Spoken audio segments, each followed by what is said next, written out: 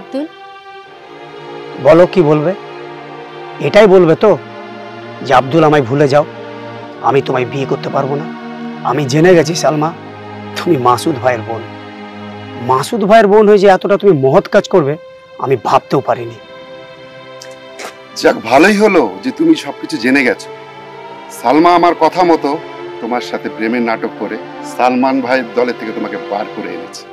এটা আমি জানতাম যে আপনার সাম্রাজ্যের ভিত মজবুত করার জন্য সালমান ভাইয়ের ডান হাত কাটার আপনি অনেক দিন থেকে চেষ্টা করেছেন, কিন্তু একটি বারের জন্য আমি জানতে পারিনি যে সালমা আপনার বোন। এখন তো জেনে গেছো।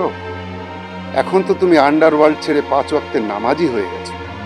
শুকরিয়া আদা করো আমার বোনকে, যে তোমাকে ওই গ্যাং থেকে বার করে মসজিদের পথে নিয়ে গেছে। নইলে তোমাকে উপরে পাঠানোর সমস্ত প্ল্যান আমি তৈরি করে রেখেছিলাম। উপরওয়ালার ডাক নাইলে কি উপরে যেতে পারে না মাসুদ ভাই? আপনার বোনকে অবশ্যই আমার শুকরিয়া আদা করা দরকার, কারণ আমাকে ওই পাপের চোরাবালি থেকে বার করে আল্লাহর পথে নিয়ে এসেছে। শুকরিয়া সালমা, তুমি নিশ্চিন্তে ঘরে যাও সালমা, আর একটা ভালো ছেলে থেকে বিয়ে করে নিও। আমার মনে হয় তোমার থেকে আর ভালো ছেলে আমার জীবনে আর আসবে না আব্দুল। এ কি বলছিস সালমা? ঠিকই বলছি ভাইজান। যে আব্দুল সারা জীবন অন্ধকারের মাঝে ডুবেছিল, ও আমার হাত ধরে আলোয় ফিরে এসেছে। তুমি ভাবলে কি করে ভাইজান আমি ওকে মাঝ রাস্তায় ছেড়ে চলে যাব? তার মানে তুই? আমি সারা জীবন আব্দুলের হাত ধরেই কাটাতে চাই ভাইজান। সালমা! সালমা, প্রত্যেক ভাই তার বোনের ভালো চায়, তাদের কথার অবাধ্য হওয়া উচিত না। আমি নিজেকে ভাইজানের ওই পাপের দুনিয়া থেকে দূরে রাখতে চাই আব্দুল। আমি যে মাসুদ ভাইয়ের বোন, এটা লোকের সামনে বলতে লজ্জা হয় আমার। আমি তোমাকে মিথ্যে ভালোবাসিনি আব্দুল, আমি তোমাকে অন্তর থেকে ভালোবেসেছি। তুই কি এই কথা বলার জন্য আমাকে আব্দুলের কাছে নিয়ে এসেছিস?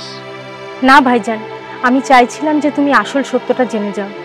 আমি আব্দুলকে কথা দিয়েছিলাম যে আমি ওকে বিয়ে করব, আর আমি চাই তুমি নিজে আমাদের বিয়ের কাজটা পুরো করে দাও।